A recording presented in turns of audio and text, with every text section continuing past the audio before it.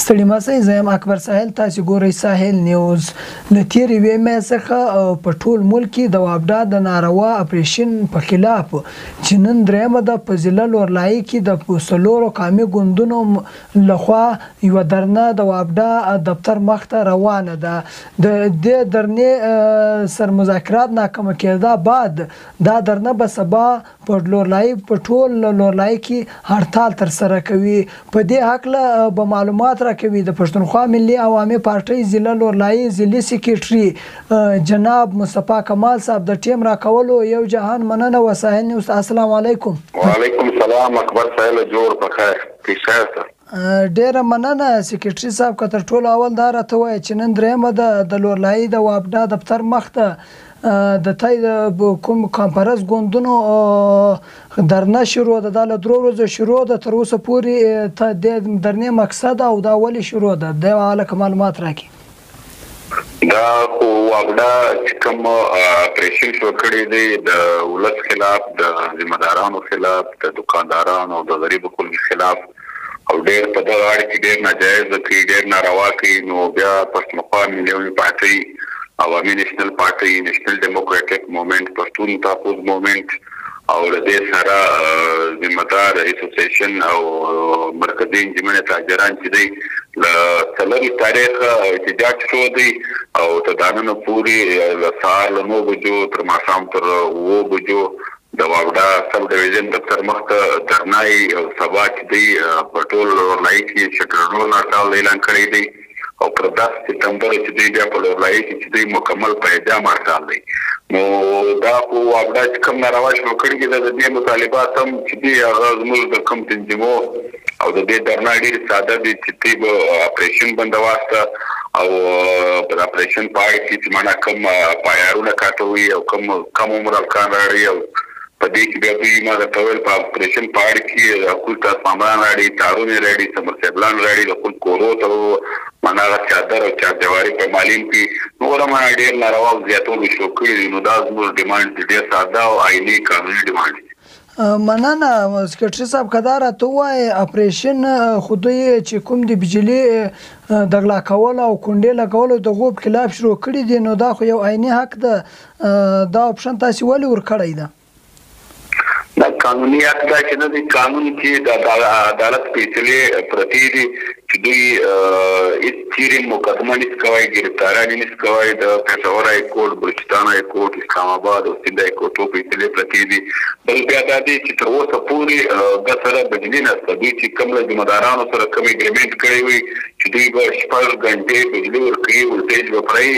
او ذمہداران چې دي 6,000 روپۍ به د میاشتې جمع کوي. نو هغه دوی ته یې ویني، ګډ بوره یې ویني، ګډ ذمہداران یې ویني چې 2 غنټې بجلي نشته، ولټیج کم دی، غیر اعلانیش لوډ شیډینګ دی. نو په هغه کې معنا دوی کوم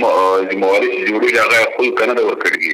بیا خلکو، ذمہدارانو، دکاندارانو، کورو والا په عمرو دوی ته درخواستونه ورکړي دي چې دوی موږ ته میټران راکاسته. میټران یې نه دي ورکړي، دوی میټر ریډینګ نه ګوري، بلکې دوی تر اوسه پورې چې د بلانو جمع کولو خلاف وابډا په خپله او انتظامیه په خپله خلکو د بلانو جمع کولو د سر موقع نه ورکوله نه. نو اوس بیا د چا هر چا چې دی بجلي بیخي کمه خوري، یوه دوکان ته په 1,00,000 روپۍ بل دوی رالېږلی دی، میټر ریډینګ کتلی دی، میټر کتلی دومره زیاتوب بلان یې رالېږلي دي. نو ولس د دې بالکل جوګه نه دی، تیار نه دی، وس یې نه لري چې جمع یې کړي نه. اچھا که دا راته ووایه تر اوسه پورې تاسو مذاکراتو کوم سرکاري ملازمان راغلي دي که نه دي راغلي، یا د وابډا لخوا یا د بلې خوا؟ دا مذاکرات د 25 تاریخ اولنۍ ورځ درنه په اخري کې د اکسن سره د وابډا ایس ټي او چې پولیس، لیویز، ایسي، سلدار او نور انتظامیه موجوده وه. هغه زموږ چې کوم لس ډیمانډ وه نه، لس ډیمانډ موږ ورته کښېږدل. دوی ټول وویل چې موږ بې اختیاره یو، موږ بې واکه یو او د انسي وابډا واک نشته، د اکسن واک نشته، د ایس ټي او واک نشته، نه د ډي سي واک شته، نه د کمیشنر واک شته. نو له چا سره موږ مذاکرات وکړي هغه موږ واک نه لرو، موږ اختیار نه لرو، نو ځکه ناکامه شو. نه قانوني موږ ته وویل دوی ګډ په مذاکرات کې ټول چې کوم ډیمانډ دي دا قانوني هم دي او بالکل د تسلیمېدو وړ دي، قابله دي. دا هېڅ قسم ناجایز ډیمانډ موږ نه دی کړی. او کدا راته وایي سکرټري صاحب په 28 تاریخ سبا په 28 تاریخ تاسې هړتال اعلان کړی ده که چیرې تاسې پر دې هړتالو باندې هم دا مذاکرات نه سوه کامیابه بیا هم آخري اپشن څه یو دی؟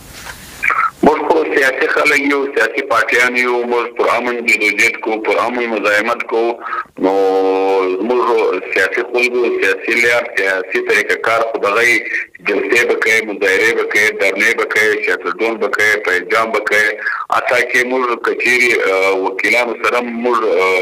خبرې کړې دي د بوري وکیلانو په نن هم عدالتي بایکاټ کړی وي سبا هم عدالتي بایکاټ دی کېدای چې موږ د کیس ته لاړ شو چې کیس وکړو او بله بیا زموږ خبره دا ده چې د لیډیز څومره تاڼې دي د پولیس څومره تاڼې دي د وابډا څومره اهلکاران دي که پوځي چاونۍ ده که د ډي سي دفتر دی که د کمشنر دفتر دی دا نور څومره دفتران دي یوه چام ته اوس بیل نه دی جمع کړی دا کم پولیس چې ورسره دي لیډیز چې ورسره دي کومې تاڼې دي کومه ججان دي ورته عدالت وګوره په د ججان وګوره تر اوسه پورې یوه چام یو بیل نه دی جمع کړی او دلته له عام ولس له غریب ولس له محنتکشانو مزدورانو څخه په زور په ډېر زیات بیلان ورالغې نو دا خو بیخي ښکاره ناروا ظلم بربریت دی په مذاکراتو کې تاسې دغه اپشن ایښی ده چې لیویس پولیس وابډه هره محکمه به خپل بیلان جمع کوي بالکل موږ ورته یې راښکاره کوي او بل موږ دا ورته ویلي دي په ډي ګډ چې دا تر اوسه پورې موږ ګواهان پر ترو دي د هر ځای راسره کښېني چې هر ایس پي او هر ایکسن هر ای سي چې وي ته تر اوسه پورې په لکونو روپۍ دوی له خلکو په بلیک کې اخیستلې په جیب کې اچولې وړلې دې تر اوسه د وابډا د کرپټو خلکو خلاف کاروایي نه ده کړې او د وابډا چې کوم اوس تر شپږ میاشتې مخکې جنرال مزمل حسین وي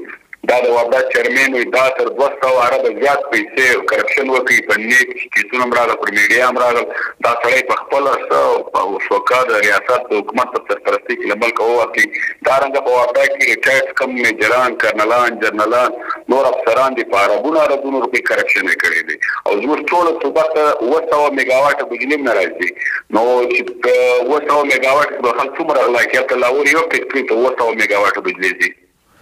اچھا د ټیم راکولو یو جهان مننه ساحل نیوز ته سکرټري صاحب ډیره مننه